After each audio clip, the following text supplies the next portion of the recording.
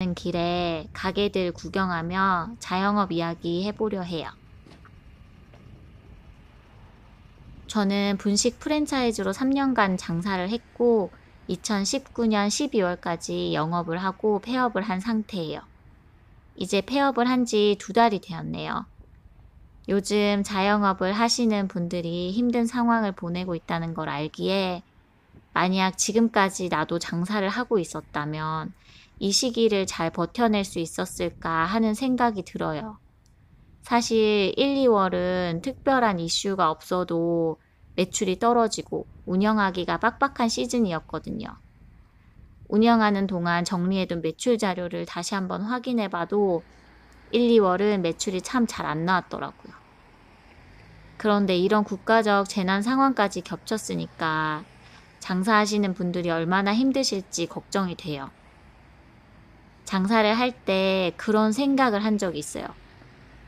장사가 안 되는 이유는 왜 이렇게 많을까? 월말이라, 명절 전이라, 개학이라, 눈이 와서, 날이 추워서. 장사가 잘 될 때는 일하느라 바빠서 잡생각을 할 틈이 없었는데 장사가 안 되는 날에는 쓸데없이 걱정만 더 많아지고 이런저런 잡생각이 끊이질 않더라고요.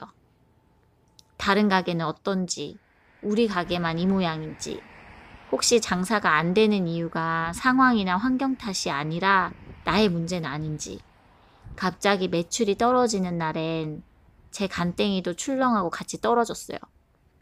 내가 뭘 잘못하지는 않았을까, 뭘 놓치진 않았을까, 고민과 걱정이 걷잡을 수 없이 저를 좀먹더라고요. 새로운 시도들도 해보고 변화를 주기도 하고 극복을 해보려 노력을 했지만 모든 것이 마땅치 않고 결국 나 자신에게 화살이 돌아올 때면 저는 슬프게도 가끔 비겁해졌어요. 다른 사람들의 힘든 상황을 찾아보며 나만 힘든 건 아니라고 스스로 위로한 거죠. 자영업자들이 많이 모이는 카페에 들어가서 저와 마찬가지로 힘든 상황을 보내고 있는 다른 자영업자들의 이야기를 읽으며 위로받았어요. 나만 이렇게 힘든 게 아니야. 다들 이렇게 힘들어하고 있어. 이런 것으로 자신을 위로하는 게 못마땅하고 싫었지만 그것이 제게 위로가 되었다는 것을 부정할 수가 없어요. 환경과 상황을 원망한다고 해결될 문제도 아니었고 내 자신을 쪼으며 괴롭힌다고 해결될 문제도 아니었어요. 그저 지금까지 해오던 것들을 묵묵히 해나가면서 이 시기가 지나가기를, 끝이 있기를 바랄 수밖에 없었던 거죠. 지치고 힘겹고 스스로가 처량해 보였지만 결국 공감하며 위로하고 시간에 의지해 앞으로 나아가는 것이 제게는 최선의 방법이었어요. 요즘 자영업 하시는 분들이 많은 생각들을 하실 것 같아요.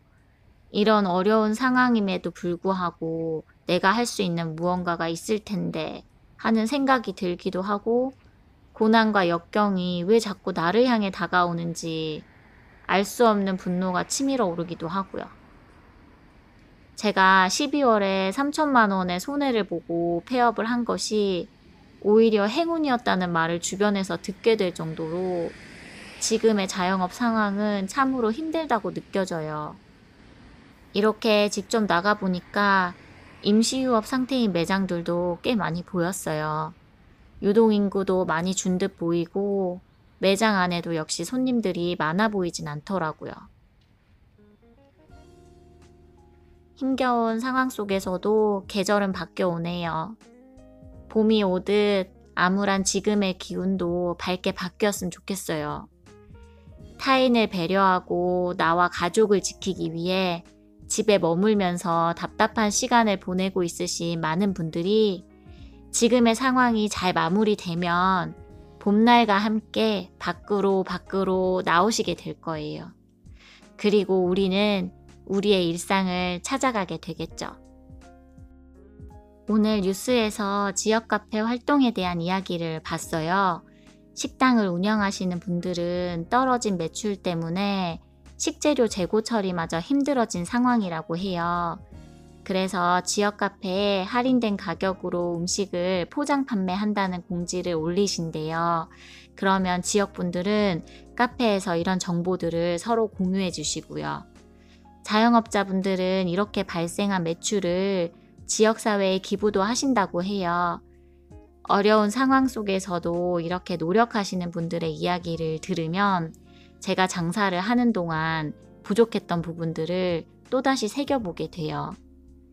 지금이 힘든 시기인 건 분명하지만 이 역시 끝이 있을 거예요. 개개인이 자신의 자리에서 조심스레 일상을 살아나가다 보면 머지않아 좋은 소식들로 뉴스가 채워질 거라 믿어요.